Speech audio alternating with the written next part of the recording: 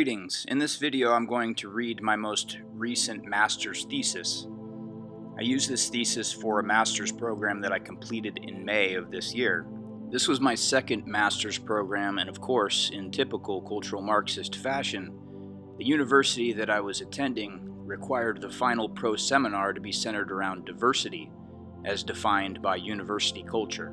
So essentially, the overall theme of my master's thesis was diversity. It was dictated to me, which in a bizarre and ironic way also corroborates the arguments I made in my thesis. So while I could focus on different aspects of diversity, it had to be something to do with diversity. That was the overall theme. So what I argued was that diversity, as an ideology, is a cult.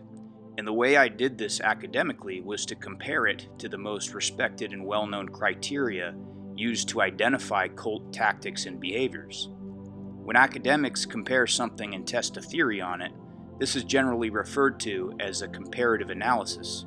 So the title of my thesis was A Comparative Analysis of Modern Diversity Ideology Using Criteria from Lifton's Thought Reform Theory. It's a mouthful, I realize.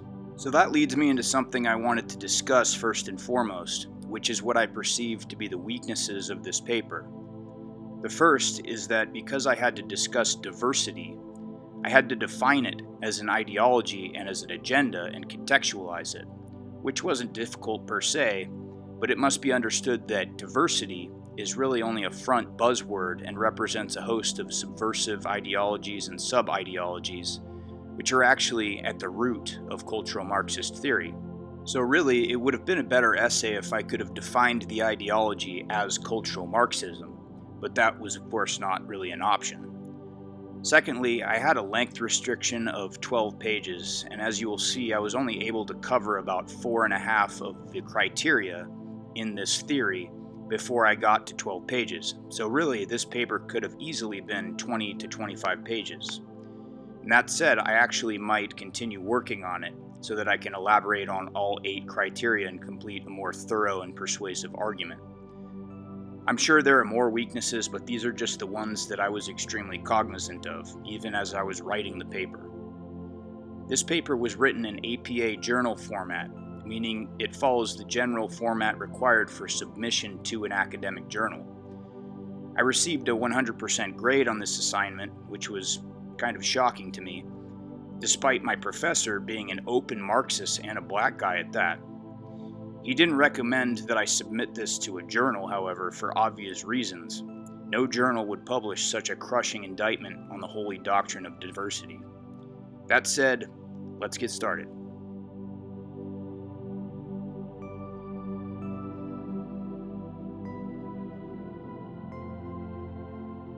The framework by which the Western university has largely organized itself suggests a nearly comprehensive subscription to diversity, a multifaceted set of values and beliefs that can be arguably condensed into a singular ideology. But diversity describes not only an ideology, but its agenda and the bureaucratic apparatus charged with perpetuating and enforcing it. Societally, diversity is widely viewed as virtuous and advantageous, especially by the intelligentsia class. Hence, the enforcement of the diversity agenda and the entrenchment of its bureaucracy has been widely embraced in academia and elsewhere. However, despite the popularity of diversity ideology being widespread, critical analysis of it has not been. That is to say, an adequate amount of effort has not been placed on understanding socio-behavioral patterns which have emerged as a result of the ideology's extensive acceptance, institutionalization, and implementation in Western society. Several academics, journalists, and politicians have drawn comparisons between the characteristics of diversity ideology and the behavior of its subscribers to those of a prototypical cult or religious movement. But very few, if any, have used a rigorously defined, academically credible, and philosophically unbiased theoretical framework to examine the validity of this assertion. This work attempts to do just that by utilizing criteria from Dr. Robert Lifton's Thought Reform Theory.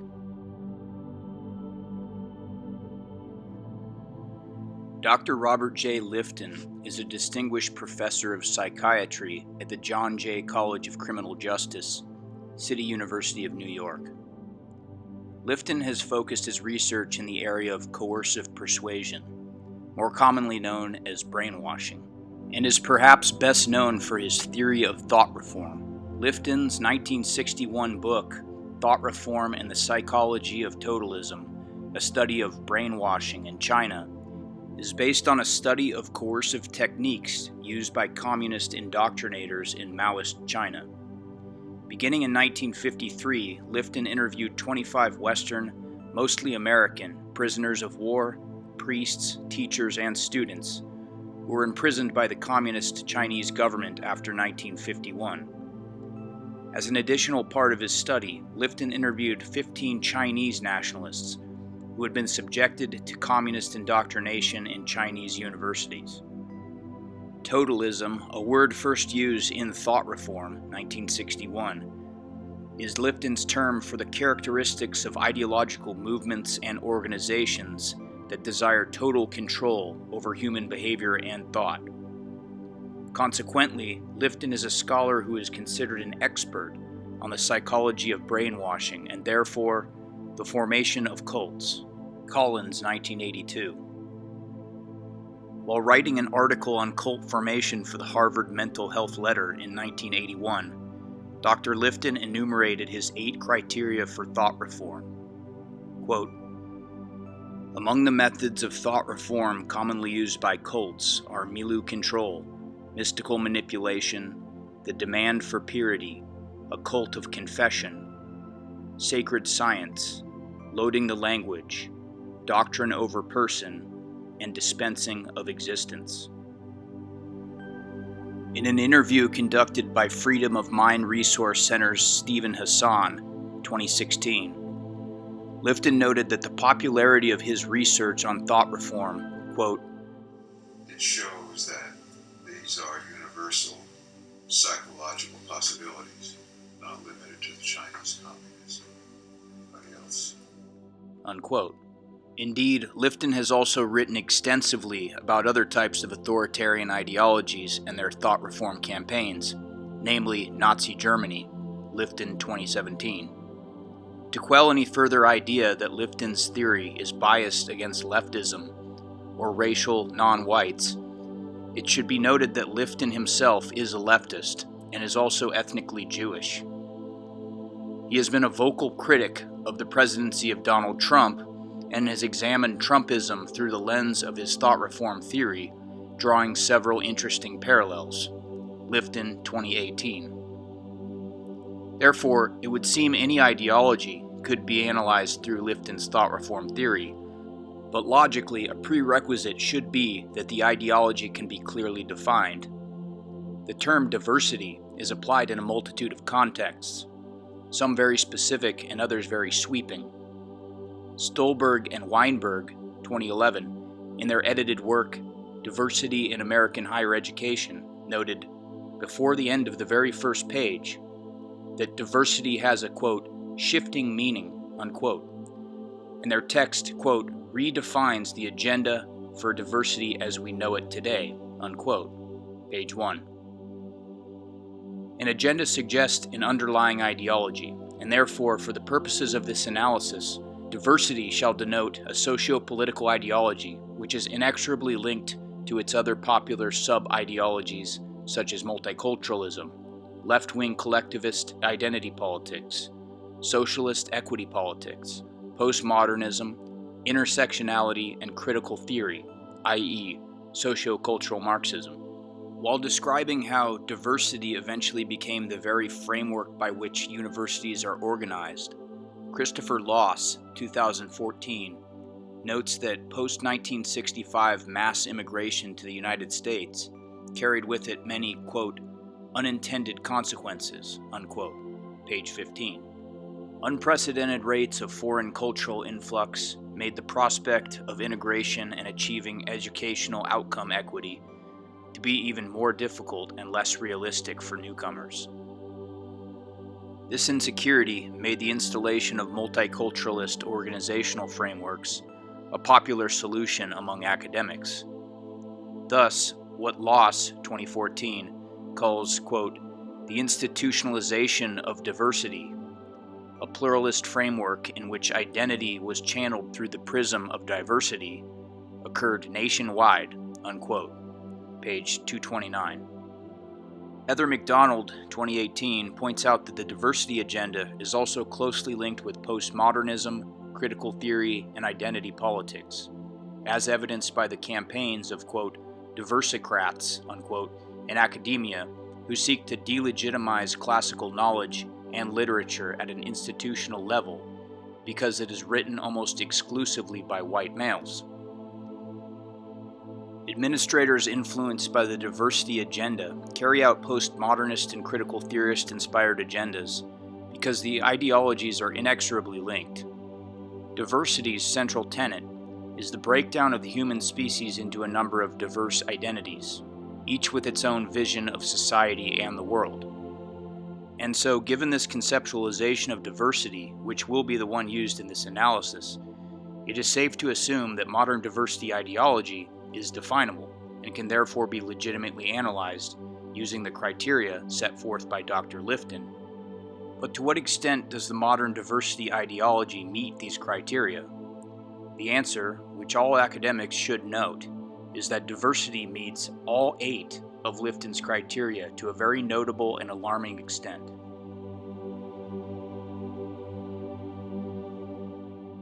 Quote, for those who face thought reform not as young or mature adults, but as uninformed teenagers, the process was as much a matter of education as re-education. Their reform took place in secondary schools and universities. Unquote. Lifton, 1961, page 313. Lifton, 1961-1981, uses the term Milieu control to explain tactics which control human environments and communications through the use of social coercion and group language. Milieu control tactics include dogma, etiquettes, catchphrases, and lingual manipulation, which enables group members to identify and distinguish in-group members from outsiders. Milieu control is used to reinforce ideological bias in group members and incentivize outsiders to convert through a process of demonization. That is, the group frames outsiders' views as spiritually, intellectually, and morally inferior. Kustenberger and Kruger, 2010, claim that the extent to which modern academia enforces diversity orthodoxy is so prevalent that it has redefined their understanding of how early Christians interpreted heresy. Because totalist ideologies encourage their members to view outsiders as inferior, the resulting psychological effect for the in-group is a significant degree of isolation from society at large, i.e. the formation of an ideological bubble or echo chamber of bigotry, or an intolerance to divergent ideas. Van Voorhis, 2017, page 1. Intellectual self-righteousness in academia can understandably be common, but pro-diversity faculty and administrators are increasingly coming under heavier scrutiny for their tendency to frame the diversity agenda as morally unquestionable. This sanctimony is said to result in the stifling of debate and the demonization of any opposition to diversity initiatives. Phillips, 2019. While most universities claim to hold the free exchange of ideas as a core principle, it would seem that the adoption of a pluralist, identity-driven diversity framework, as described by Christopher Loss, 2014, has manufactured the creation of the opposite, an intellectual, political, and moral orthodoxy in academia. Shavitz, 2011. Wood, 2004, also notes that diversity ideology, quote, offers a closed loop of thought and experience. Once one enters this loop and accepts the main propositions of diversity, it is difficult to see out of it, unquote. Page 32. Indeed, it would seem as though a recent executive order which strengthens free speech rights on college campuses, Kraybaum, 2019, would have never been necessary unless universities were not, advertently or inadvertently, controlling the ideological and communicative environment on campuses using tactics resembling Milieu control. Mystical manipulation is the term Lifton, 1961-1981, uses to describe the phenomenon wherein groups and/or their leaders deliberately manipulate, plan, and orchestrate seemingly random experiences and outcomes in an attempt to deceptively validate their ideology. This creates the facade that group members possess some sort of perceptiveness that sets them apart, spiritually, intellectually, and morally, from the rest of society.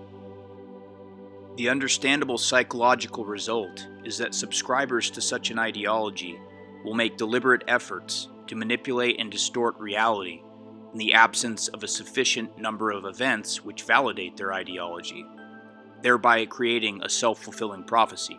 While it is true that influential subscribers to the diversity ideology are surely not going around attempting to orchestrate silly fake miracles to validate their agenda, it must be understood that mystical manipulation, as explained by Lifton, 1961-1981, is far more nuanced of a concept.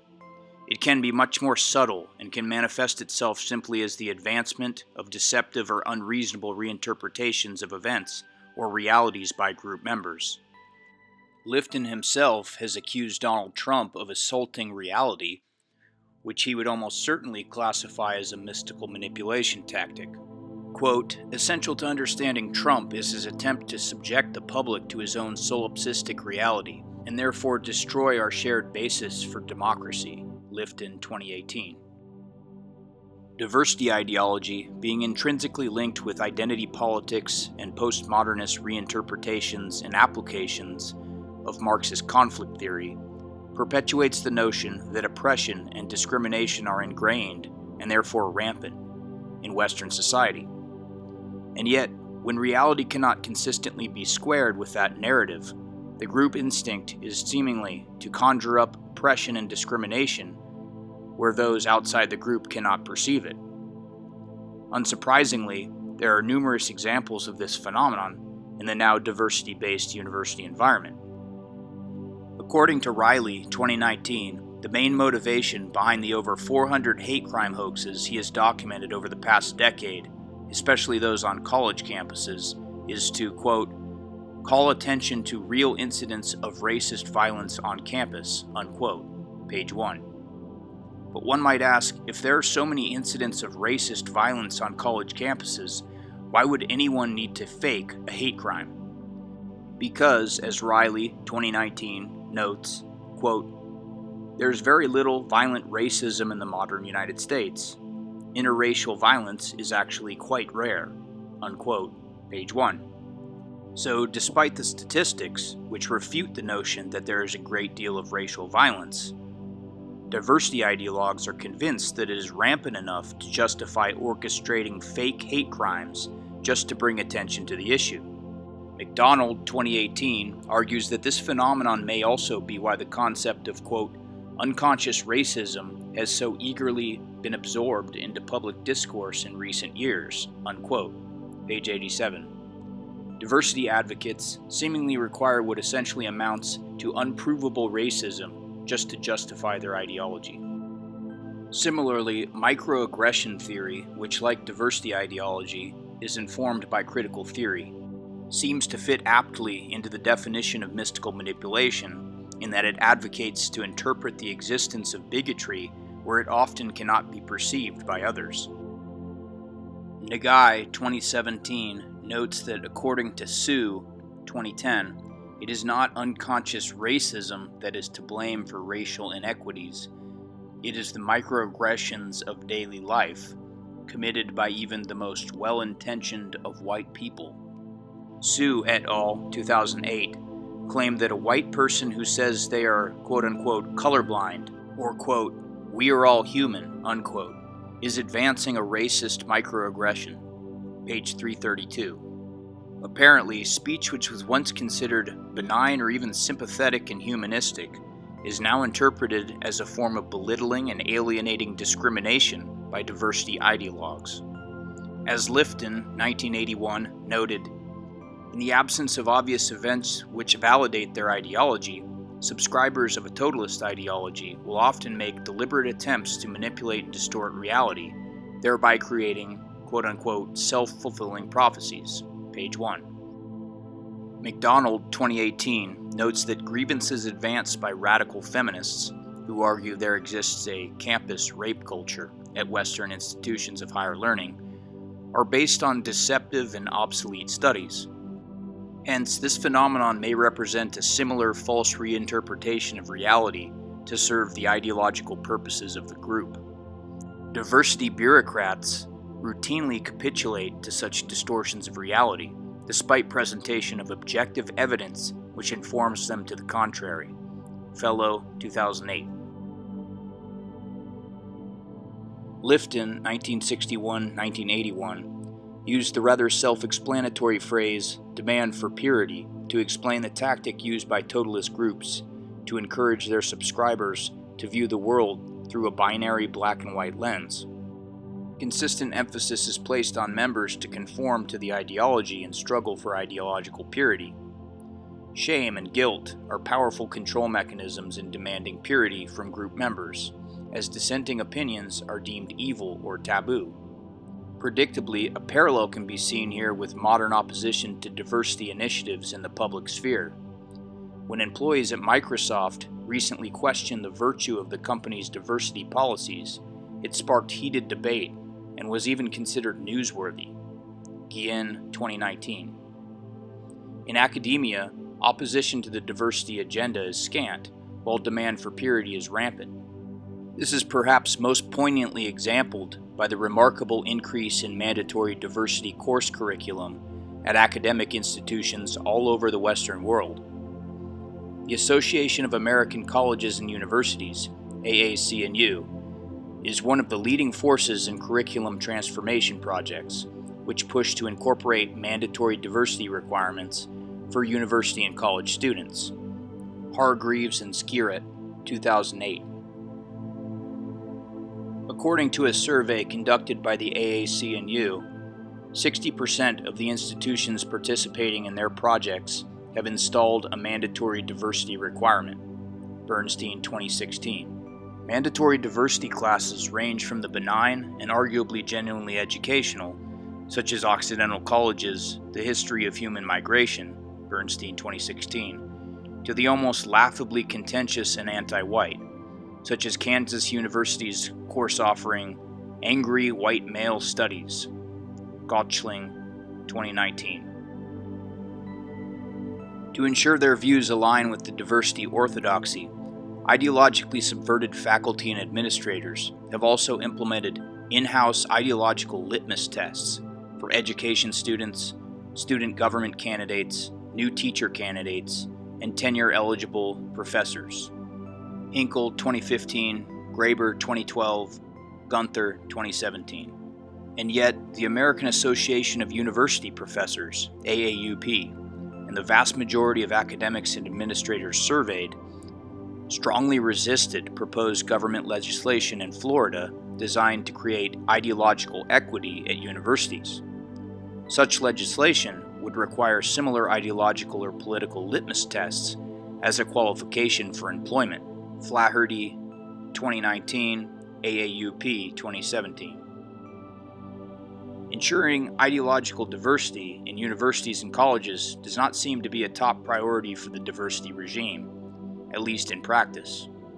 While most academics and administrators do not explicitly require students to hold certain ideological viewpoints, many are requiring students to commit to pseudo-contractual obligations to become a quote-unquote social justice advocate, or some similar ambiguity, essentially requiring the student to advocate for the political aims of diversity in order to successfully pass a class or obtain a credential.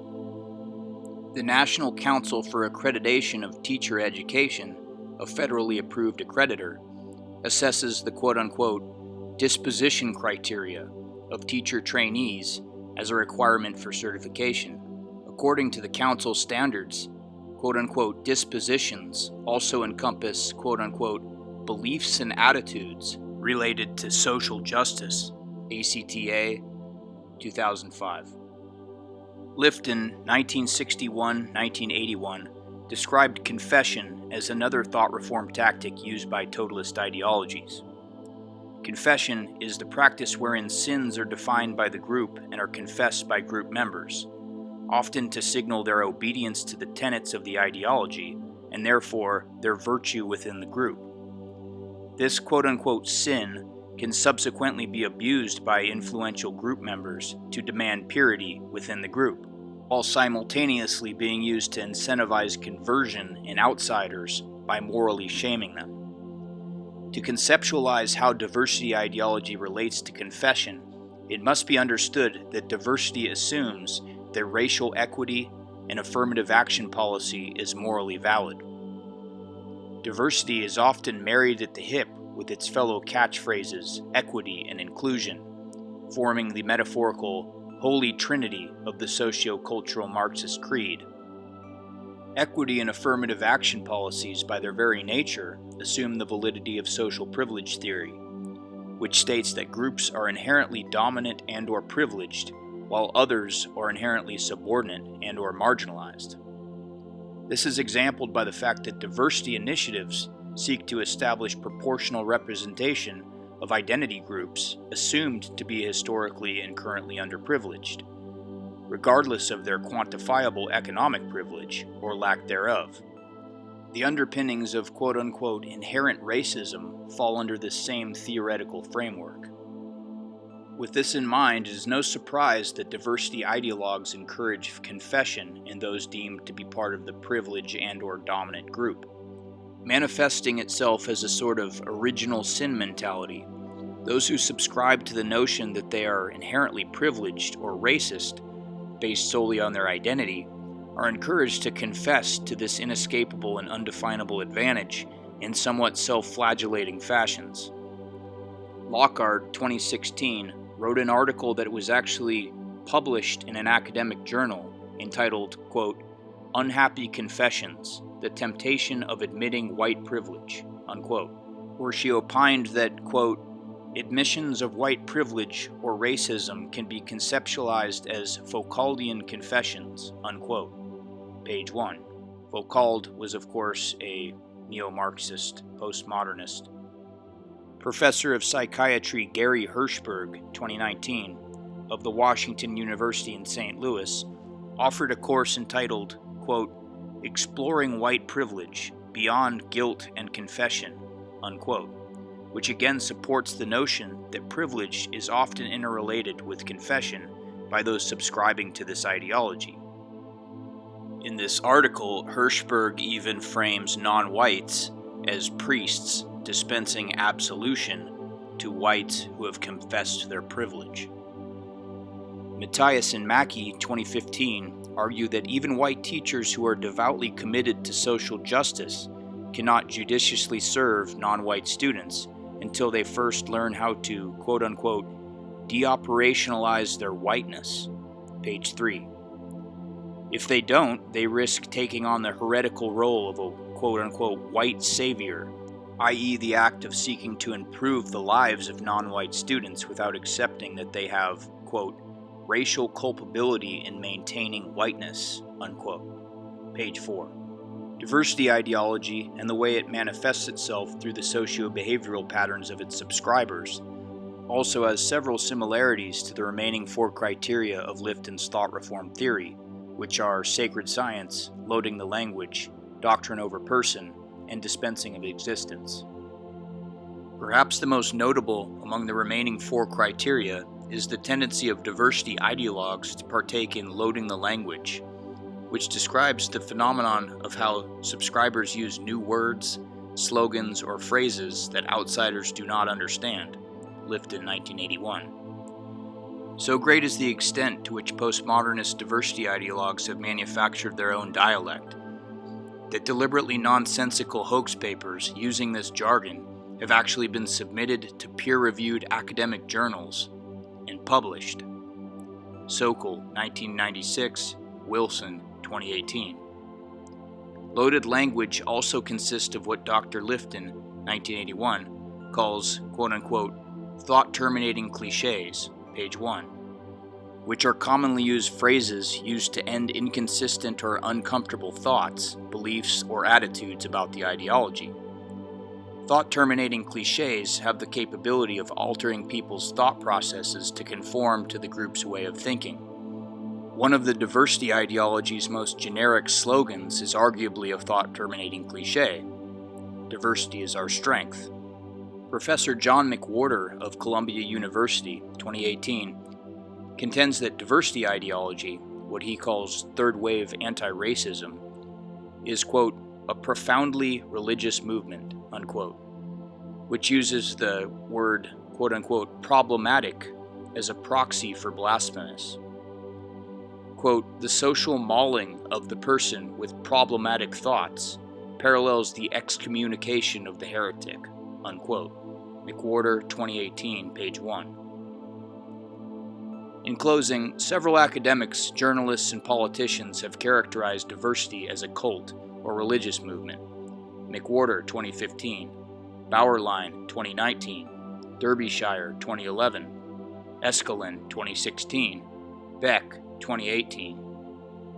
However, that assertion has rarely, if ever, been analyzed using an established, philosophically unbiased, and academically credible set of psychological criteria. An apparent inconsistency of this characterization is that, in the context of thought reform theory, a cult or religious movement generally requires a leader or leaders. Interestingly, the word professor has an alternate, less conventional definition. Quote, "a person who affirms a faith or an allegiance to something," unquote. Oxford Dictionary, 2019. Perhaps an apt metaphor for much of the modern Western professoriate is a priesthood of diversity. The university itself, their temple; the lecture hall, their religious pulpit. Lifton's thought reform theory makes a solid argument legitimizing the trepidations of many opponents of the diversity ideology. There are several troubling likenesses between the tactics used by modern diversity ideologues and those used by the totalist ideologues Lifton studied in communist China.